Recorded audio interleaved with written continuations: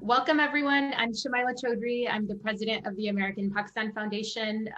Today, we are having a chat with Dr. Mashail Malik of Harvard University, where she is a postdoctoral fellow and an incoming assistant professor of government at the university. This is part of a series of conversations that we're having with academics of Pakistani heritage and folks who do research on Pakistan as well. To learn more about their work and make sure that we as a community are aware and educated about the wonderful research that's coming out of our leaders. And so Mashail is, I mentioned she's currently at Harvard University, and she got her Ph.D. in political science at Stanford University. And she studies how social identities such as ethnicity and class both shape and are shaped by political life. And she's done a good amount of work focused on Pakistan, but it's also very relevant to a lot of other cases and countries. So I'm really excited to welcome you today, Mashail. So first, to start with, why don't you provide a summary of your research and how it's made a contribution to the literature? Tell us a little bit about your work. So thanks for having me. So I study, as you said, I focus on ethnic and identity politics, and we have like a huge literature in political science, which basically shows that people's identities, so, class or ethnicity or gender, affect the way that they behave politically in places all across the world. So ethnicity, for example, matters for voting behavior in places like India, it matters in Lebanon, it matters in Pakistan, it matters in South Africa. And one of the patterns that we see is that many people tend to vote for politicians or parties that are associated with their own ethnic group. And, one of the questions in the literature, which is still being debated, is why that's the case. So we have a lot of debate on why people do that. And one of the dominant accounts in the literature, and one that's been very influential for a couple of decades, is that people vote for, their co-ethnics, what we call co-ethnics, because they expect to receive material goods from their co-ethnics. So, you vote for an ethnic party because you think that they're going to give you stuff, right? They're going to give you roads or clinics, or they're going to give you private favors or transfers or something like that. And in my approach, I say, well, if that's the case, if ethnicity is really just epiphenomenal to material concerns, then we shouldn't see ethnic parties stay in power or keep getting reelected when they perform really poorly at governance. So if they're super corrupt and they govern really poorly, or they don't really give you much material rewards, then why would you keep re-electing them? But in fact, we see that happen all the time, right? So we have lots of evidence from places around the world which shows that, people stay loyal to ethnic parties over long periods of time, even when they're not getting much out of it in terms of material rewards. And one such case is that of I would argue, is of the Muhajirs and the MQM in Karachi. So that's the case that I look at or focus on. And what I find there in my data is that the Muhajirs who are most loyal to the MQM are not the ones who got the most stuff from the party. So they're not the ones that live in places that were developed more by the party. They're not the ones who got the most private transfers from the party. But they are the ones that face the most discrimination from state arms that are dominated by other ethnic groups. So these are the people who interact the most with the bureaucracy, with the police, with the rangers, and have these negative experiences on the basis of their ethnicity. And I draw on sort of social psychology to argue that when you face discrimination on the basis of an identity that you didn't choose, that you can't change, then one way of dealing with that is to take even more pride in your identity. We see that everywhere. We see that all the time. We see that with Muslims and Pakistanis in the United States as well after 9/11. And so it creates this discrimination, creates this kind of defiant pride, which means that in the political sphere, you care about dignity. You care about electing people who look like you, they talk like you, they stand up for you. And so what I argue is that loyal supporters of ethnic parties, they stick with those parties in the face of poor governance, corruption, meager rewards, because the ethnic party is providing them with this symbolic good of dignity. So that's my main sort of argument. Fascinating. And you could study this anywhere in the world. I mean, these are issues that are global, right? And not unique to any particular culture or community. So what is so interesting about Pakistan that compelled you to focus on it, beyond the obvious that it's, you know, a super interesting, complex, dynamic place to do research in, but why Pakistan and why on these issues? I mean, I think there's a few reasons. Like the first is I have a comparative advantage, right? So I would rather that given the fact that I'm from there and I grew up there and I speak the language and I have a sort of understanding of the local culture in a way that somebody from the outside wouldn't, I think that gives me a comparative advantage in sort of getting that material, collecting the data. Though I think there's lots of advantages to being an outsider as well. And in some ways I was an outsider because I was from Pakistan, from Islamabad, not from Karachi. The other is that nobody really studies this in Pakistan. So, at least in the United States, especially after 9/11, the focus has been on studying terrorism, which I did for a little while. So, all the funding for studying Pakistan was sort of either geared towards studying nuclear power or sort of dynamics with India or, terrorism or the Taliban. And I wanted to study the internal politics of Pakistan in a way that other people weren't doing. And it's done in other places. It's done in India. It's done in South Africa. It's done all over the African continent.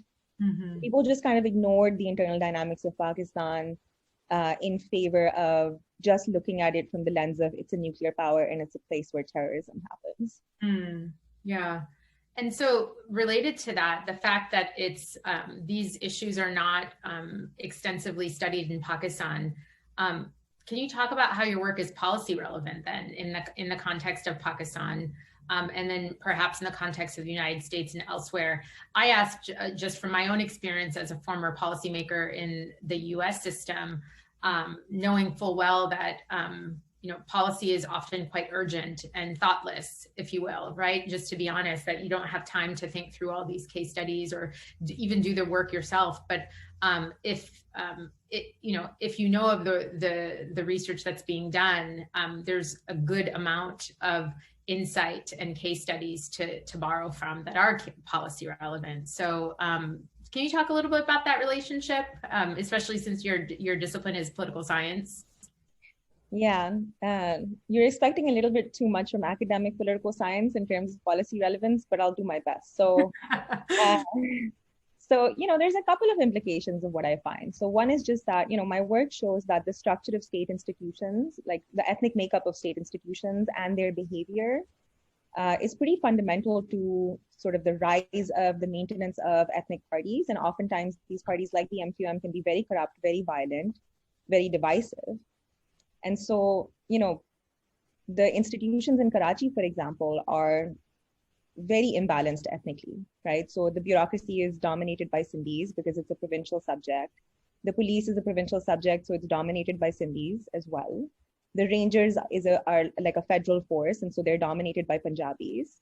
And this is a problem all over Pakistan, right? Like the ethnic makeup of institutions has caused so much trouble in our history, and we just don't learn, right? And we don't try to balance them. And if we balance them, then we'll have less instances of discrimination, and we train them not to discriminate as well. We'll have less instances of discrimination and less reasons why parties like the MQM can sort of like maintain power for long periods of time. And it's the same in the United States as well. There's lots of good work right now coming out about, what happens if you balance the police force? Like what happens if you look at the data and you see like how, do Black officers behave the same way against Black civilians as white officers? And it turns out they don't, right? And so you need more Black officers if you're going to have less of these problems.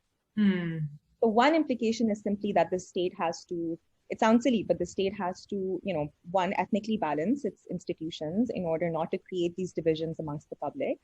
And then two, to train people to be less discriminatory. And that's a harder one. That's a really hard one.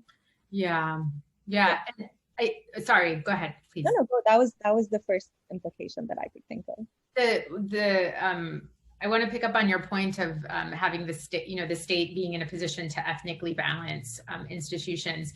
That in itself is something that has to be very deliberate and overt, right? And when that has happened, or when even when it happens in the workplace with things like gender, it can create all these social tensions, even though the intention behind it, the motivation is for more social harmony, if you will. How does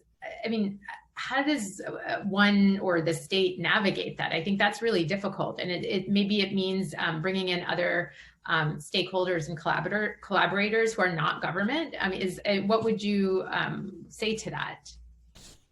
The first order issue is just like, I don't even think there's the will to do that, right? Because there are vested interests that do not want things to be ethnically balanced. They want to maintain their control over those institutions. If we are going to balance them, I'm not going to pretend to know the answer to that one. No, there's not really an answer, but I think there's like hard one. Yeah, it's super hard, because it's almost like a lose-lose when you try to balance deliberately, right? Because then it becomes too forced and it's superficial. Yeah, and so part of me leans towards just taking out quotas altogether. So right now there are quotas, right? And just taking them out altogether and just sort of like letting it be determined by the number of, just sort of the demographic makeup of the population in Karachi, and sort of recruiting locally. So not recruiting, for at least for big cities like Karachi, especially, I think the devolution of a lot of these things to the local level is just going to solve the problem. Like the police should not be a provincial subject in Karachi. You should be doing it at the local level. And so part of it, I think, is just devolving to the local level, and then two, maybe removing quotas altogether and seeing how that goes. Interesting. And given all of the social tensions that have emerged in the United States, or not emerged, I mean, they've been here for decades, right? But that have become more visible through certain instances of riots and protests, et cetera. Are you looking at the United States any differently in what's happening here, given your research in Pakistan? I think that a lot of people in the US setting actually could benefit a lot from understanding kind of the issues that you write about in this Pakistani context. Yeah, I don't know if I look at the US any differently. I think it's a lot of the same. I mean, of course, there's real differences, like race is different from ethnicity. The history of slavery in the United States is very particular, and it's not anything like what we've seen in Pakistan. But at the end of the day, what I see as common between the two contexts is that, groups that are discriminated against or underrepresented in certain state institutions, they have this sort of demand for descriptive representation. So they have a demand for dignity. They have a demand for having people in office that look like them, talk like them, like what I said. Yeah. I think one thing that it makes me wonder, and it's something that it's another implication of my work in Pakistan, is that if you have an overemphasis on dignity concerns, I find that it can be bad for political accountability on other dimensions. So, for example, at least in Pakistan, what I find is if a Muhajir politician sort of emphasizes that they provide dignity, then they can get away with providing less roads, schools, clinics, and so on. So I think the sort of lesson for like lower caste parties in India, perhaps descriptive representatives in the US, it's something I want to test here, and sort of descriptive representatives in Pakistan, is that, we should care about dignity. It's a basic human right. It makes sense why people care about dignity, especially when they're discriminated against. But politicians are sneaky. They try and get away with whatever we let them get away with, and it's very cheap for them sometimes to provide things like dignity if they come from our groups, and it's harder for them to provide us with like stuff, policies, with jobs that like really benefit us in a material way. And so all I would say is like, we need to keep an eye on whether these descriptive representatives that we really champion, I think for good reasons, in the US as well as Pakistan, we just need to hold them accountable on more than just that dimension, is I guess the way that I've been thinking about it right now. Interesting. So one final question. I'm curious what you think about this. One of the observations, if one is new to Pakistani politics, one of the observations that typically gets made is that there's not really a national party. There's all of these kind of ethnic or provincial parties that are focused just really on their communities. And for the reasons that you talked about, obviously, and you're linking it to other things like violence. But is there I mean, is there a danger in this approach? Because then it kind of creates these like, or reinforces the social tensions at a national level, that there is no kind of unifying narrative that's capable of bringing people together. In some ways, it makes the job of politicians a lot harder, while it also gets them elected, I feel. Yeah, no, I agree with you. I think it's a bad thing. We shouldn't have, sort of ethnically based parties. I think sometimes we need parties to pay attention to ethnic concerns. We need them to pay attention to minority concerns, whether that's sect or, ethnicity or race or anything like that, or women, right? So it's not as if we don't want particular groups to get special attention sometimes when that attention is warranted, but we don't want political life to be so fully structured along ethnic lines the way that it is with a lot of the major parties in Pakistan, right? Whether it's like Noon or it's PPP or it's MQM. It's definitely not good for the social fabric of the country, but also it comes from the social fabric of the country. So there's underlying reasons why, like, I'm really not the kind of person who believes that elites can sort of make people think whatever. Like, elites are in power because people kind of want them to be in power at some level. And so the concerns are sort of very long-standing and very societal and not just made up by elites, is what I would say. Yeah, I agree. I mean, I don't believe in this kind of approach of the, elites will just, there will be an complete elite downfall at some point. Like, they're reinforced by a system of beneficiaries as well, right? So it's definitely not that easy. So if someone were to want to learn more about these topics, obviously they should read your articles and all of your writing, but what would you recommend is a good place for them to start? Are there any core texts that you encourage your students to read in this space? Yeah, I mean, if you think about Karachi, I would recommend the book Karachi by Lauren Cairn, who wrote a great book on Karachi. It's a great text to start.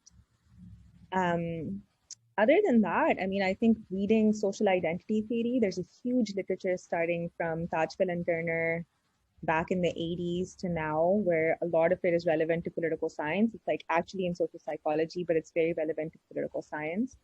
And then there's a lot of great work coming out on identity politics in the United States these days. So I think that's definitely worth reading as well. So one great book that I'm reading right now, I think it's here, is called The Anger Gap by David Phoenix. And it's about how Black people react with different levels of anger than white people when they're discriminated against. It's a great book. So wonderful. Yeah.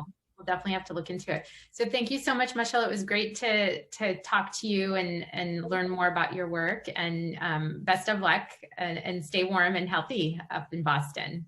Thank you. It was great talking to you. Take care. Bye-bye.